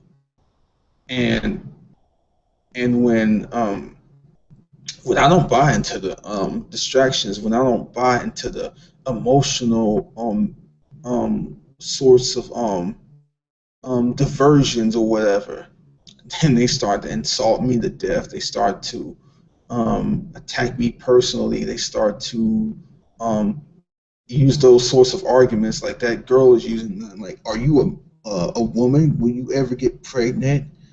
Because like you said earlier, it's like really easy to just destroy these arguments. It's really easy to show the fallacies behind these things, and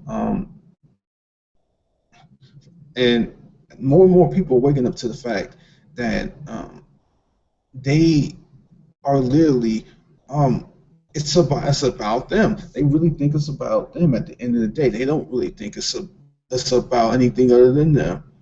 Because I think a lot of these pro-aborts who get behind this argument, they're basically trying to cater to other people. They're trying to keep from offending other people who hold the pro-abortion position.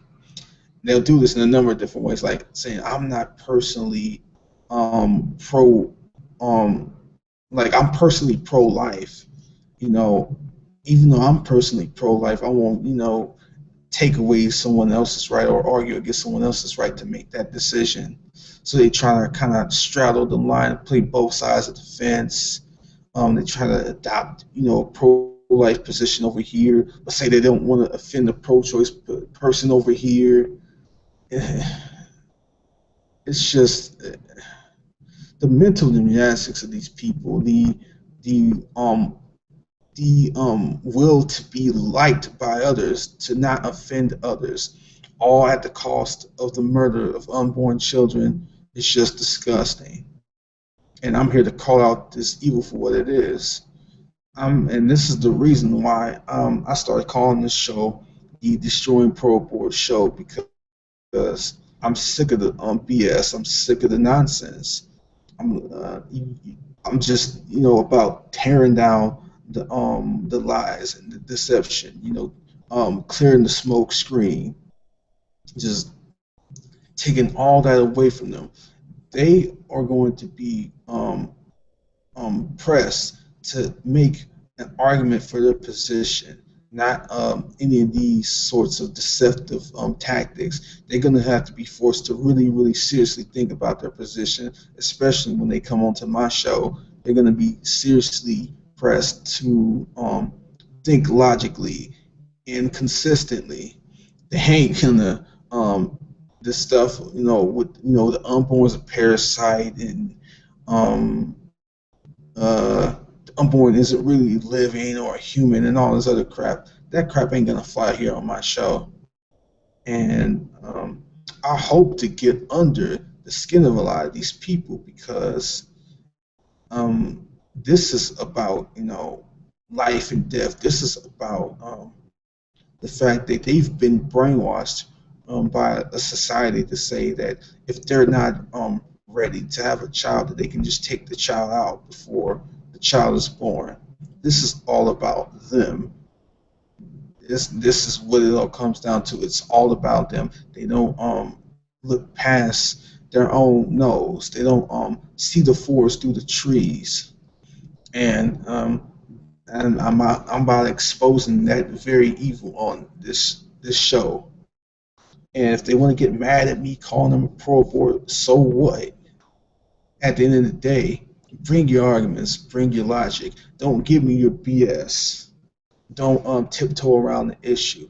Don't make this argument about choice and whatnot when it's really just about your own selfish pride. It's really just about your own selfish wants, about your own wish to try to not offend anybody at the cost of the merciless killing of unborn children. I don't care about your personal feelings. I don't care about you get offended about me calling you a pro-abort. I don't care about just about getting under your skin by just clearing the BS out.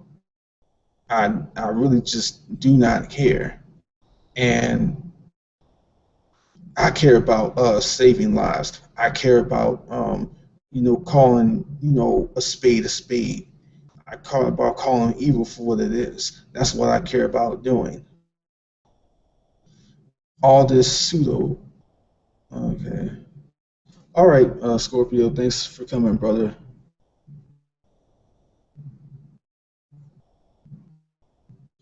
All right. Yeah, that was brother Scorpio. It's always great talking with him. He had to um, go take care of some things, but yeah, I'm glad he came by and showed us those videos. And yes, I'm gonna continue saying it. That my mission on this is relentless. My passion on this issue is relentless, and I ain't afraid to beat that drum, until I'm blue in the face. People aren't going to continue getting away with just justifying evil. I'm going to keep calling these people out for who they are. They are pro-abortion murderers at heart. It's not like they have some sort of legit sort of will to only allow abortion in certain cases, like life-threatening cases or rape cases. They legitimately think that even outside of such cases, we should allow the merciless killing of a child. We can show that even the arguments in those cases don't stack up, um, but really, they don't stop at those um, unfortunate cases. They extend it outside of that. Like if a woman simply is not ready to have a child at this moment in time, and she conceives when she engaged in consensual sex and she got pregnant when she's not ready to be, even then, even then, they'll still justify the killing of the child. It's like Scorpio rightly pointed out. So it's like when you look at a killed, aborted child on a poster, does this look like a child that was conceived and raped? Can you even tell that? Can you even find that out? The simple answer is no. You can't find that out by simply looking at the poster. Because at the end of the day, whether the child was conceived and raped or not, the child is dead. The child is mercilessly killed. That's the bottom line.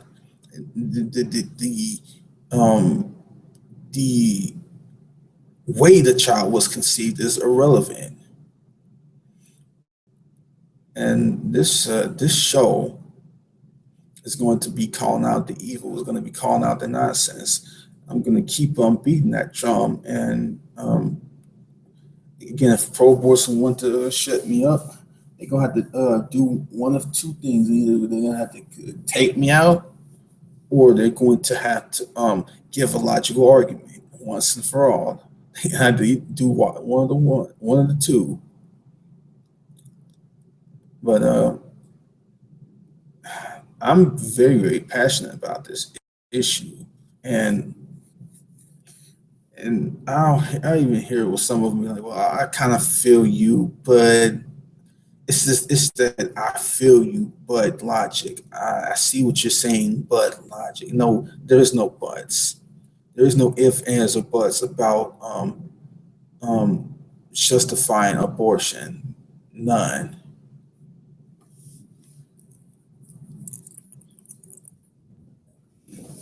Because you're gonna discriminate on some of them, like in like a hangout I had like a few days or like a week ago or so. You got those who will discriminate against the development stage of the unborn. Be like, well, I don't really see that it really matters this much at this point. It's just no different to me than mere cells or something like that. Like it's just stupid. Okay, it's just absolutely nonsensical. It's just garbage. It's just disgusting. Um, these are the sorts of arguments that are going to be challenged on this show. All sorts of nonsensical arguments are going to be challenged on this show. The the development arguments, the unborn and human arguments, the unborn's parents. All those sorts of arguments are going to be challenged and destroyed on this show. I call it the Deep Destroying Pro-Abort show because um, I am about destroying pro-abort logic. If you believe in justice and you believe in mercy, if you believe in righteousness, all this other stuff, then you need to speak up.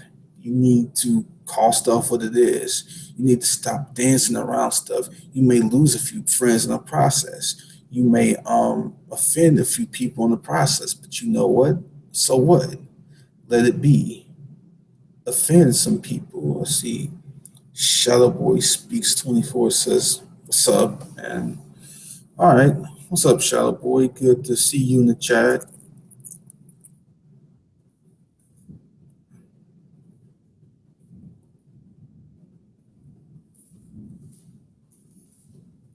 I'm going to post the link in the chat again.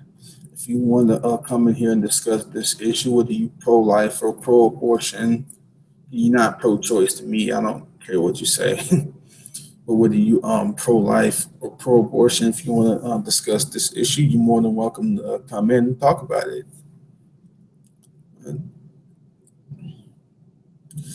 Okay, I'm dealing.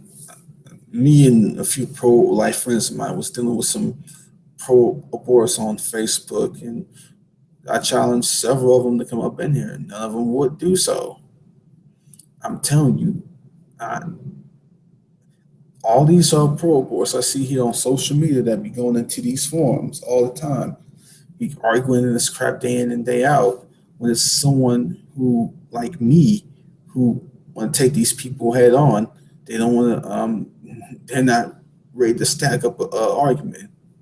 They want to, hide behind stuff like a text chat and these sorts of forums, this sorts of media. But when it's time to have a real conversation, when it's time to really, really put the rubber to the road, they're nowhere to be found. I'm not going to go in there into your room and talk. Like, of course you're not, because you're going to look dumb. Your killing position is going to be destroyed real quick. You already know that, and most of these pro-aborts already know that. And and this and the fact that they already know that is the reason why so many of them have refused to debate me. Like, um, I'm not even joking. I'm not even making this up. Like in my interactions with um, pro-aborts on Facebook, I've challenged like over 120 pro-aborts to come into a live hangout like this one and debate me in a voice conversation. Over 120 have refused. I'm not even making this number up.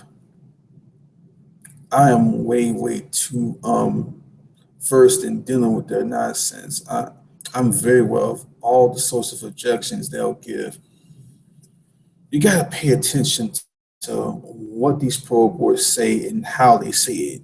You really just got to pay close attention because um, even again, like I said earlier, the most consistent pro board, the most consistent one, is going to end up justifying infanticide or child abandonment. The most consistent pro board would necessarily have to justify infanticide or child abandonment.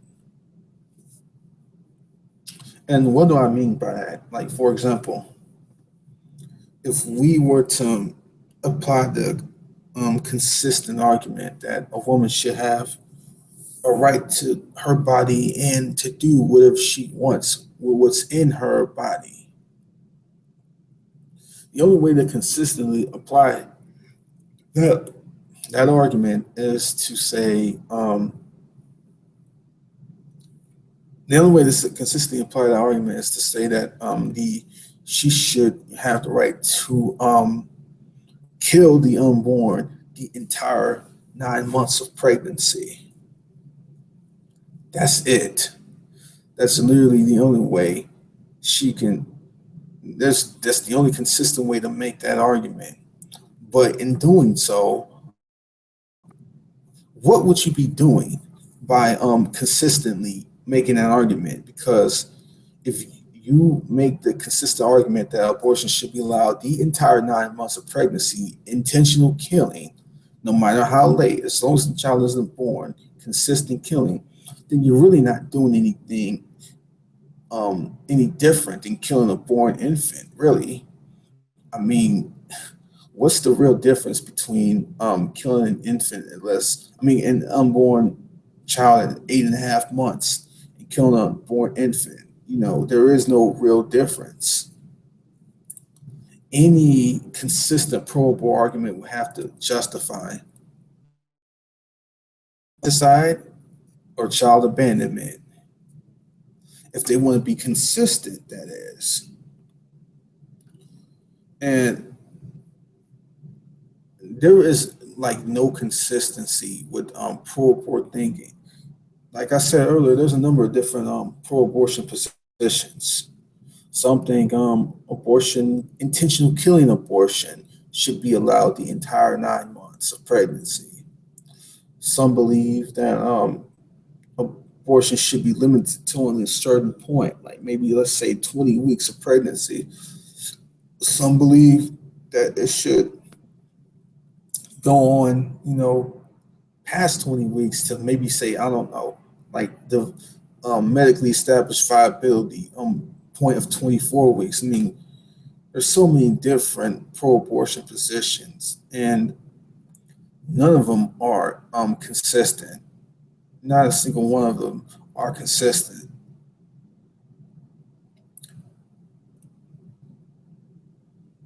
Actually, there's only one I would say that's consistent, and that is the one to the allowing abortion, throughout all 9 months, intentional killing abortion throughout all 9 months. I say that was the only one that's consistent. But again, in being actually consistent, you end up justifying infanticide and or child abandonment. When pro-aborts are really consistent in their reasoning, these are the sorts of things they justify because they like to special plead the argument to things like uh, like bodily autonomy. Like that's the only sort of autonomy that they're arguing, but they won't apply the same sort of reasoning to um, autonomy of their property. They won't sit up here and say, well, you know what, I don't want this child to be in my house, so I'm gonna take this child out of my house and leave this child in the middle of nowhere. And whatever happens to that child is not my problem. I'm simply exercising autonomy over my property. They don't apply that same type of reasoning to those arguments. But if you applied it consistently in that way, that's exactly what will happen. Because you want to assume, because I was talking to a pro-abort last night, and he was assuming that the unborn is a person with full rights and all that other stuff, but just saying that despite all that, it doesn't prove that the unborn has a right to be in a woman's body, without her permission. I'm like, okay, great. If you want to assume all that to be true, then why doesn't that argument equally apply to like stuff like when the child is born? Would you say that a child has no right to anybody's property or to anybody's caring for them? So apply the same type of logic, um, because here's the facts. A woman, when she has a child, like at least in the United States, for example, there's these things called safe haven locations, and she can go to any safe haven location, like a fire station or a police station or a hospital, leave the child there, and not be held liable for any sort of wrongdoing, or she won't be charged with abandonment or anything like that. She'll be free to go. She can literally drop the child off in any particular location and she'll be free to go. So she doesn't really have any sort of legal obligation to care for the child. She can just drop the child off, and everything will be good. But here's the thing, though. In light of saying that, if even she does not have an obligation to her child, then who's is to say that someone who's not the biological mother should have an obligation to the child? Why do we assume that society should have an obligation to the child? The mother doesn't have an obligation to the child. The only reason why we as a society do assume obligation to the child, the mother doesn't, is because we are a caring and concerned society.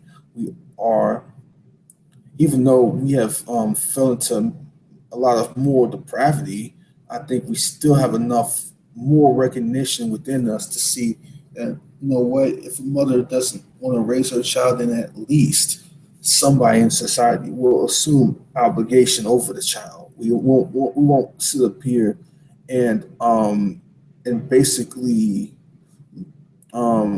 just sort of leave the child to just being abandoned by any and everyone to death. And it's only because of the moral society that we live in, to where we would even allow that sort of thing to happen, to where we would say, what, a mother may not be in a position to care for her child, but we as a society are going to assume the obligation.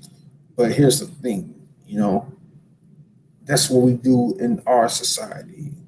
We assume the obligation when the mother doesn't want to, or cannot, or doesn't want to.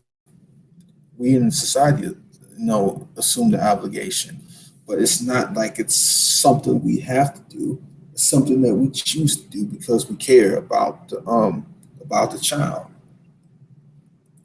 So we don't even require the mother to really have an obligation. I mean, I guess the extent of her obligation, quote unquote, would go to making sure the child is in a safe location area. But that's pretty much the extent of her obligation. After that, she's pretty much free to go.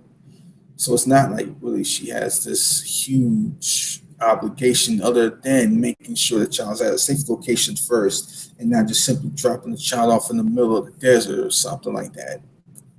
The extent of her obligation is getting the child to the safe haven location, and that's a wrap. That's it. So she more or less doesn't really have an obligation to that child other than that. But if we were to apply the same type of reasoning and say, even the mother doesn't have an obligation, and even the society doesn't have an obligation to the well-being of that child, because we're just trying to assume our autonomy to our property. We're assuming autonomy to, our household property, our food property, all that stuff, our personal property. We're assuming autonomy over all those sorts of things. If we apply the same type of logic and reasoning to other sorts of autonomous situations outside the womb, then you'll really get child abandonment and get stuff like infanticide. That's the inevitable conclusions of such reasoning consistently applied, to other sorts of cases in the exact same way that they apply the logic of abortion when the child is in the womb. The argument that pro-aborts give actually prove too much. They prove entirely too much. They end up showing that that does a parent have an obligation to the well-being of their child in any sort of capacity whatsoever. And according to pro-abort logic, they don't. Ultimately, they really do not. You can justify child abandonment. You can justify infanticide when you consistently apply their logic. When they're actually consistent, that's what you end up. Any argument for abortion consistently applied can justify infanticide and justify child abandonment. They just want a special plea to only, applying these sorts of arguments to pregnancy because they know that it's about them trying to avoid and get out of personal responsibility. They want to only apply these sorts of arguments in certain places because they know the horrific implications if they apply them to other places. They already know the horrific implications.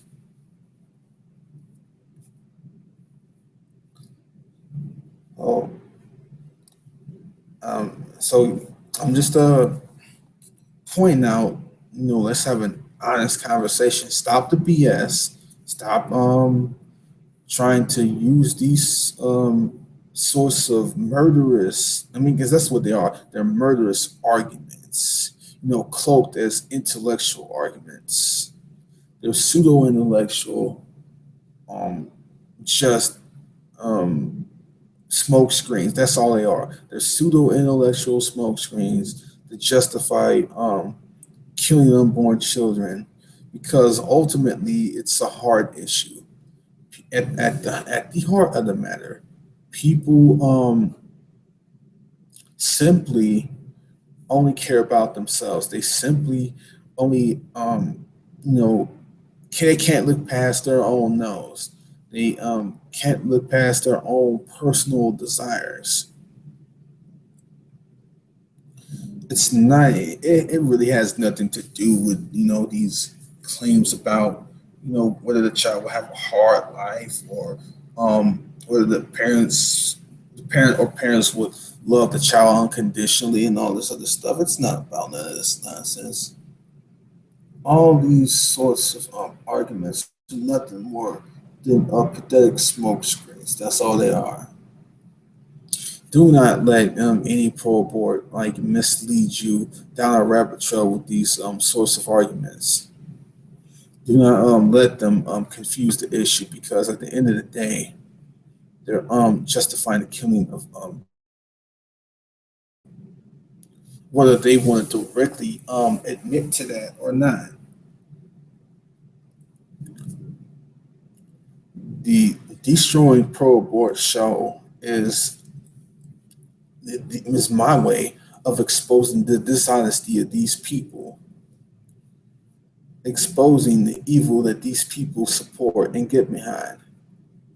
They argue no different in capacity than people who justified oppressive slavery.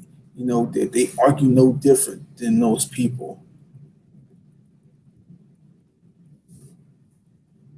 I don't even know if these people can even call what they even do arguments. I don't even know if you, I mean, yeah, I guess you can technically call them arguments, but they're freaking sick arguments. They're just, I guess you can try or attempt to argue for anything, but at the end of the day, it's going to be based on if your arguments based on any sort of moral any moral soundness, any moral consistency. Um, this issue really hits a whole lot of people at the heart.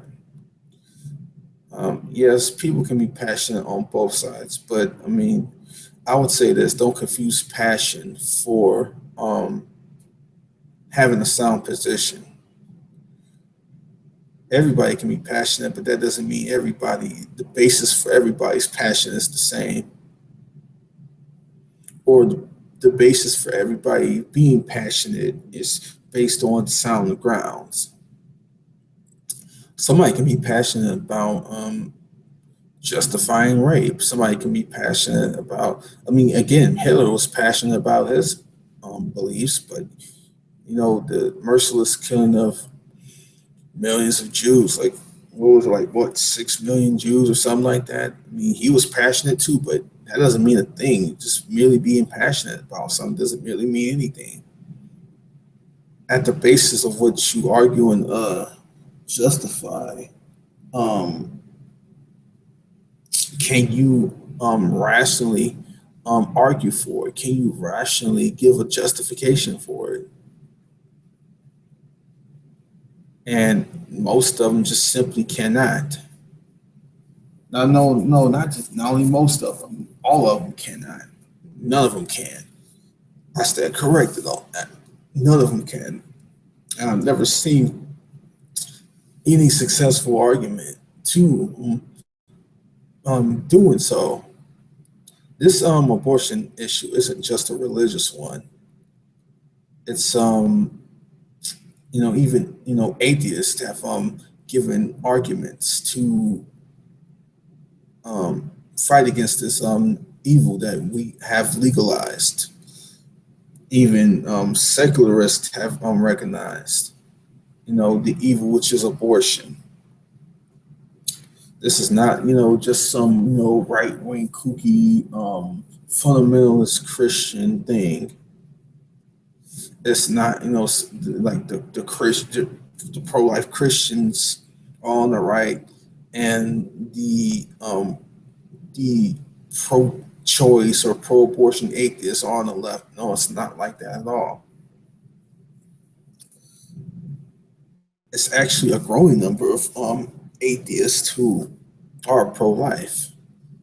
You can just do a quick Google search and see like um, um, godless pro-lifers and secular pro-life. Like this issue is not a religious one. You don't have to be like a Christian theist to be a pro-lifer. I think that's one of the most amazing things about this position is that there is this recognition that There's just people who want to defend, human life and human dignity for all human beings, whether they are born or not.